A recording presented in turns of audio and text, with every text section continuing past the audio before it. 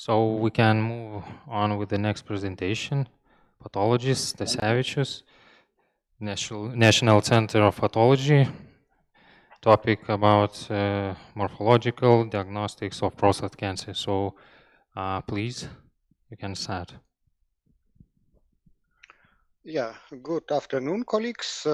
I'm Dasevicius, working here in Vilnius, in Lithuania, and I would like to take some short trip through the pathology, what we are as pathologists doing, and this slide is short summary of my presentation.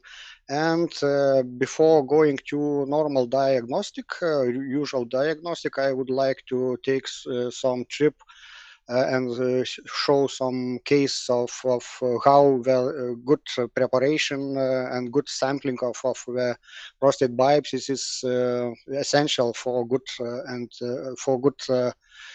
prostate cancer diagnostics. For this example is nearly 70 years old male with elevated PCA, slightly elevated PCA, and 12 biopsies from both lobes was performed, and pathologist looking at the biopsies was encountering some problems with some fragmentation of biopsies, with some even missing parts of the biopsies at all, and some flotation artifacts, and also some biopsies was very shorter than 5 millimeters in length, and even 3 biopsies have only extraprostatic tissue, and only 2 biopsies have positive findings. In 2 biopsies, we found the high-grade prostate intraepithelial neoplasia. So looks like pathologist could stop at this point and make the diagnosis of HPIN, but still, due to elevated PCA, we have do something more, some additional cuttings. Serial cuttings, and in 1 biopsy we have identified small focus of Gleason 3 plus 3 acnar adenocarcinoma. So real final pathology diagnosis was small acnar adenocarcinoma with HPIN in some biopsies, and also with some note for urologists that some biopsies was not informative, not representative the prostate tissue. And as pathologists on the left side of the slide, we have quite often the situation when we have very fragmented, very short biopsies, put it in one cassette for 3, 4, or even 5 biopsies. And of course, the correct diagnosis, sometimes it's very hard in this condition. And of course, we as pathologists always looking for cases like on the right side of on the slide. This means the good alignment of one biopsy core in one cassette. So from some notes for urologists, there are some papers in which we can find the statement that if we have very short biopsies, shorter, at 12 millimeters, for example, this biopsies is considered as of limited information, and maybe sometimes it should be evaluated and repeated. And also, it's very important from urologists to put biopsies in flat in optimal flattening and alignment, and there is also a recommendation not to put more than 3 biopsy cores in one in one cassette, because when we have very huge amount of biopsies, it's possible to miss something, to miss some parts of the biopsies. So short information about what was the change in grading of prostate carcinoma, and from the original Professor Gleason scheme in 70s on the left side, were some changes during the past 12 or 15 years, and main changes was like in four manners, like at the moment we don't use the Gleason 1 and Gleason 2 patterns at all, because it looks like these findings was represented by a typical adenomatosis hyperplasia, and it was mm, and it was shown by implementation of immunohistochemistry. Also, one thing is purification of Gleason 3 carcinoma pattern. This means that anything else more that well-formed glands was moved to higher Gleason 4 category, and Gleason 3 was left only small round different glands. Also splitting of Gleason 7 category, and this is very and it's obvious that this category was having have two subcategories, and these categories was quite different. For example, prostate carcinoma with predominant Gleason pattern 4. Of course, it's quite more aggressive tumor when compared to Gleason 3 predominant Gleason 7 cancer. And the last one change was implementation of grading groups. This means that the original Professor Gleason grading of putting two most often found tumor patterns in biopsy. This system was transformed to five grading groups system. And at the moment, we as the pathologists are recommended to use both the grading group system and also the Gleason score system. Some information about discontinuous tumor involvement in the prostate needle biopsies. Why we are talking about this finding? Because when the prostate carcinomas was screened by PCA, and it was extensive use of needle biopsies. It was dramatical increase of prostate cancer at all, and it was necessary to distinct clinically significant prostate carcinoma from indolent prostate carcinoma on basis of prostate on histological ground. And common parameters what we are evaluating in biopsies as pathologists is tumor length or percentage in individual core, or also length or percentage of core with greatest amount of tumor, and also sometimes we are calculating the overall tumor length in all biopsies or entire case. And why it's important? Because we are tumors, when tumor is not more what 50% in one biopsy core, this patient could be a candidate for active survivals. And of course, when we have a continuous tumor on biopsy, like in this picture, it's quite simple. But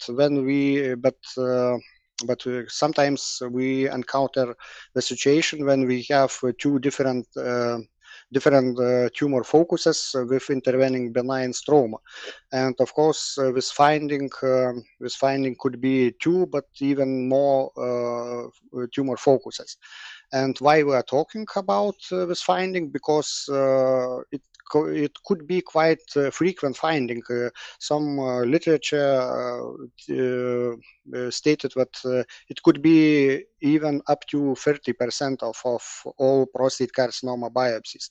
And of course, this could be, it may result from heterogeneous or multifocal prostate cancer, different focuses, but also it could be the larger one irregular tumor nodule, which enters or emerge and in and out of the plane of a section. And at the moment, it is lack of clear consensus how we should measure this discontinuous tumor involvement. And one example, for example, if we have core biopsy with two tumor focuses, one focus 1,5 millimeters and another little bit shorter, and with 4 millimeters in length of benign intervening stroma, the tumor could be calculated in additive measurement method with subtraction of intervening benign tissue. And in this situation, we have calculated tumor less than 3 millimeters in length. And we also could measure tumor in linear measurement. In this method, we can and should measure a tumor as nearly 7 millimeters.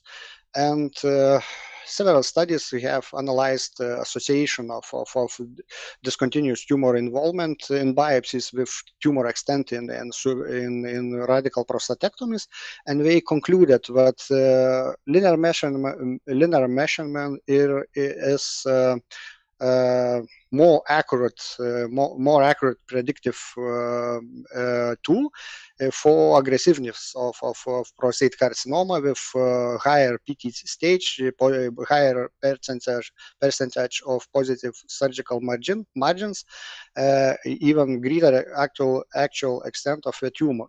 And they stated that this method, linear measurement method, should be applied for patient selection for active survivals. Of course, authors stated that if we have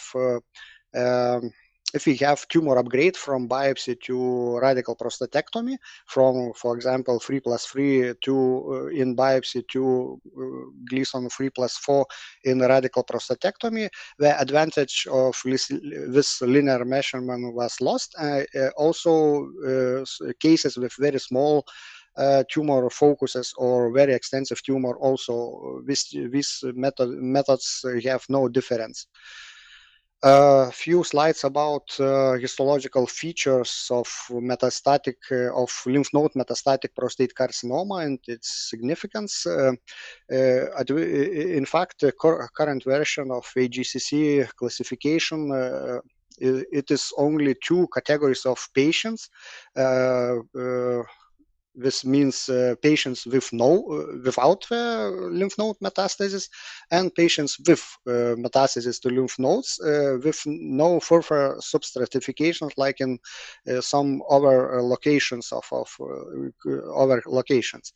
And also in the past 10 years, about 10 years, several studies have shown variable association of histological features of lymph node of prostatic tumor lymph node metastasis with the outcome of tumor, and they calculated different histological parameters. And one of the last studies have also calculated and interpreted 5 histological parameters, like number of positive lymph nodes, size of positive lymph nodes, size of the largest metastasis, grading of the metastasis, and also extranodal extension. They concluded that 2 parameters are important as independent predictors. So number of positive lymph nodes, for example, 2 from 10 lymph nodes, and also grading of or differentiation of the metastatic tumor in the lymph node. Also, we have some predictive value. Also, authors also commented that this data is not is inconclusive, and also the further studies are needed to maybe shown that this findings are correct. A few words about cribriform pattern of prostate carcinoma. Before 2004 and 5, not some cribriform pattern was still in Gleason 3 category, and only large irregular prostate carcinoma with cribriform pattern was put it in Gleason 4 category. But now at the moment we have situation that all cribriform patterns, independent of architecture, should be interpreted as Gleason 4. And why we are talking about cribriform pattern, because it is data what collected data what cribriform pattern in prostate carcinoma have association with some other adverse prognostic factors like PCA, it is more possible that tumor was have PCA failure, but tumor with cribriform pattern more often have metastasis and death from prostate cancer, and also tumors with cribriform pattern have higher volume rates, high rates of extraprostatic extension, and also these tumors are more often more extent in biopsies at all.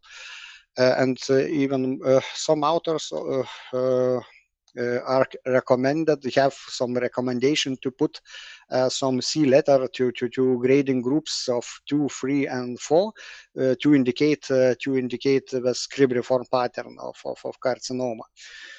So next part, neuroendocrine tumors of the prostate, with some example. Patient of 75 years old, of 75 years, with elevated PCA and 8 core biopsies from both lobe, with prostate carcinoma of Gleason 3+3 category, with some extracapsular extension to extraprostatic tissue, and the patient was for 10 years in androgen deprivation therapy, and after 10 years the biopsy was repeated due to increase of PCA, and also some biopsies show the conventional acinar adenocarcinoma, but also there was biopsies with dark looking areas of solid sheets or solid structures of dark looking tumor, with expression with high proliferative rate and expression of neuroendocrine markers. So where we have dealing with small cell neuroendocrine carcinoma in conjunction with acinar adenocarcinoma.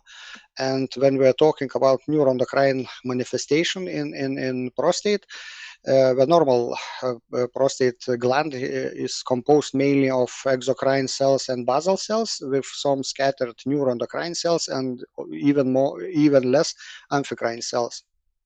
And of course, most prostate carcinomas are conventional acinar carcinomas, but neuroendocrine tumors or neuroendocrine carcinomas have rising in incidence due to advanced prostate cancers with androgen deprivation therapy and also new intensified hormone therapy modalities.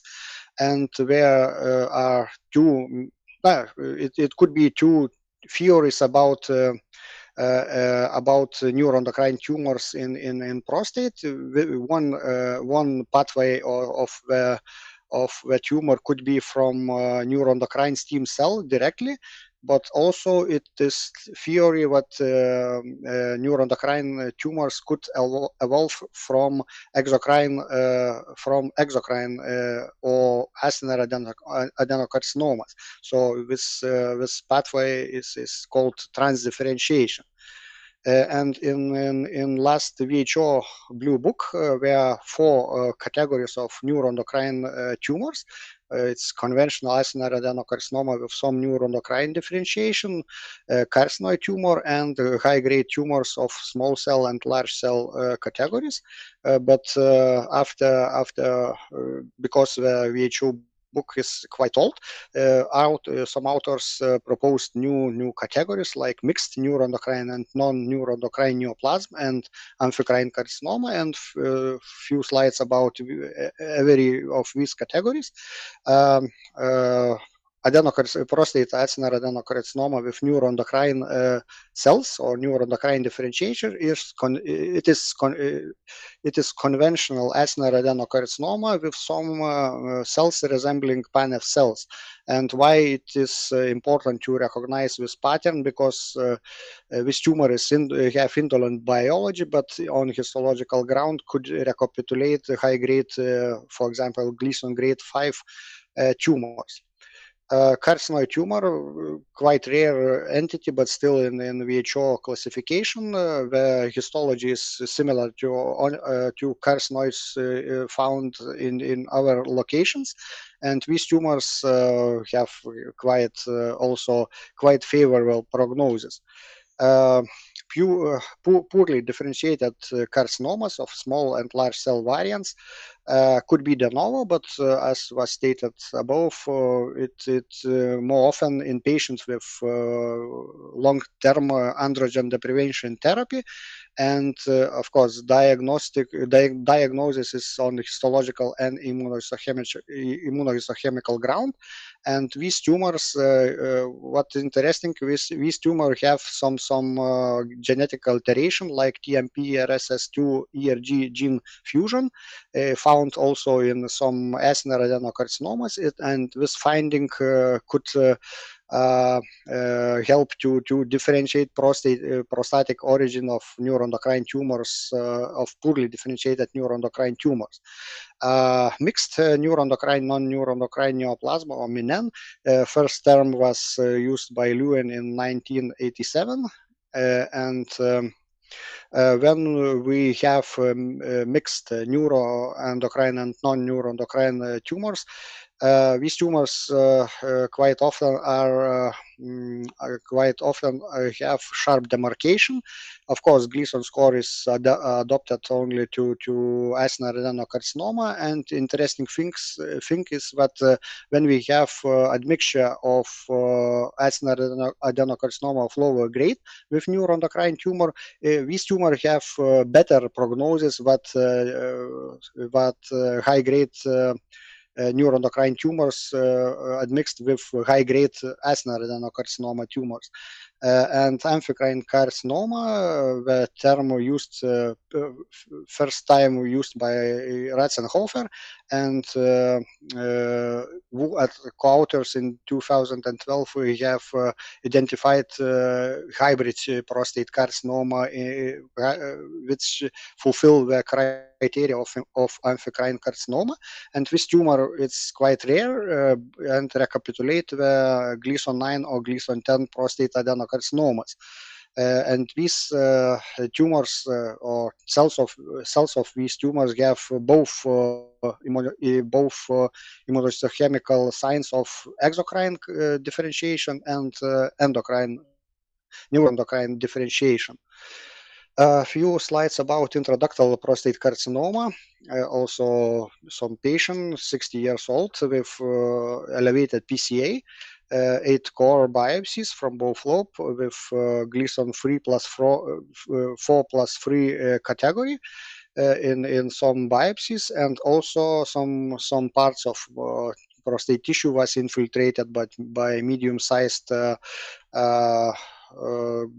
glandular structures with and these structures was lined by cells with high grade nuclei with prominent nucleoli, and these structures was not conventional acinar adenocarcinoma because they have basal cell layer, and they also was not high grade prostate intraepithelial neoplasia due to high-grade cytology. So we are dealing with intraductal carcinoma mixed with acinar adenocarcinoma, and this intraductal carcinoma is intraluminal proliferation of carcinoma cells within acini or ducts, and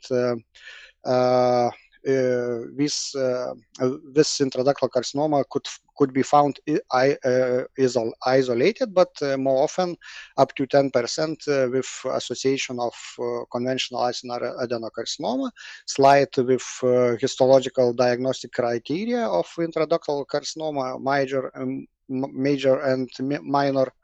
And why this category is important? Because the finding of this intraductal carcinoma of a prostate also indicate what the tumor have much more aggressive behavior, what tumor without the intraductal prostate carcinoma with shorter overall survival, with even more poor response to androgen deprivation therapy, and even if we don't have any invasive carcinoma on biopsies, the intraductal carcinoma of a prostate still indicate what this category is have aggressive clinical course. And few slides in closing remarks about quite unusual tumor in the prostate. 64 years old male with slightly elevated PSA, and 12 cores from both lobes, and 3 cores was infiltrated by solid sheets of the tumor cells with epithelioid appearance, and then quite large nuclei with clearly visible nucleoli. And at the first, it looks like we are dealing with high grade, but still conventional acinar adenocarcinoma, because tumor was positive for cytokeratins or indicating the carcinomatose differentiation of the tumor. But after extensive evaluation, it was shown that tumor is positive for vascular immunohistochemical markers. So we are dealing with epithelioid angiosarcoma, high grade malignant soft tissue tumor. And after some short search for clinical history, it was identified what the patient have mediastinal epithelioid angiosarcoma 3 months ago. So we as pathologists always should remember that not all cancers or tumors in the prostate is of conventional acinar adenocarcinoma origin, but also we can encounter quite rare entities like this one. So it was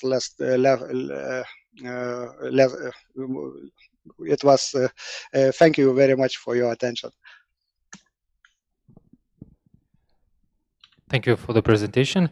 We have a question from the virtual audience. So 2 questions. How often does prostate cancer present without PSA expression? The first one. And the second one, how does this correlate with the Gleason grading?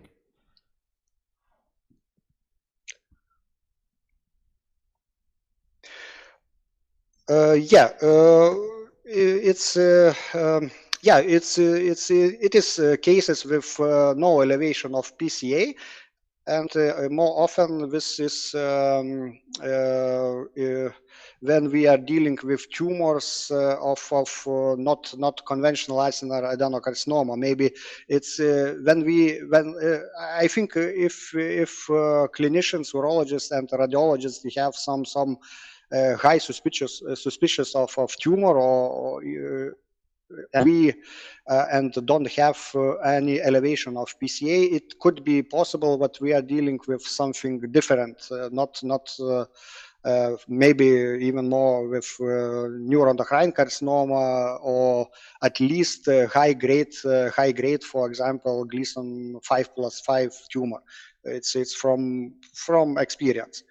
And the second, How does it Yeah. correlate with the glycine gradient? Mhm. Yeah. I think it's correlate as I said. It's more often high grade tumors could don't have any increase of PCA. Thank you. So thank you very much again.